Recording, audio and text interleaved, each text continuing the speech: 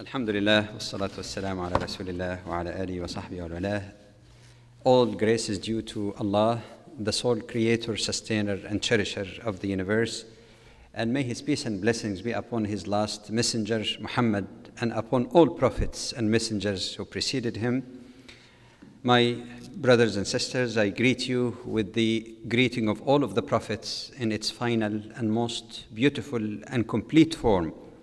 Assalamu alaikum wa rahmatullahi wa barakatuh, which means, may the peace, blessing, and mercy of Allah be with you. Excuse me. As members of the one and only human family, we all share a planet which is growing smaller and more interdependent economically, ecologically, politically, and otherwise. That makes it quite necessary to promote mutual understanding amongst us. And this becomes more significant when we realize that we are a part of a human generation that was able to leap on the moon, yet it is still limping, crawling right here on Earth. It is crawling economically in view of the widespread poverty and deprivation, even in the midst of affluence. Exploitation and greed within nations and globally does exist.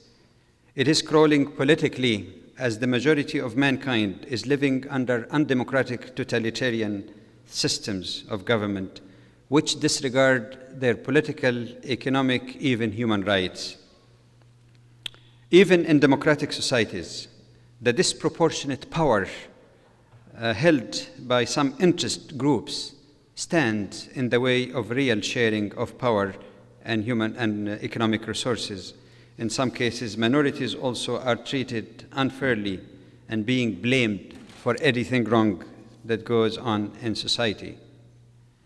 The world is crawling morally, socially, and spiritually, as evidenced by racism, narrow nationalism, ethnocentrism, and above all, spiritual vacuum, the absence of real peace and justice on the individual and collective levels.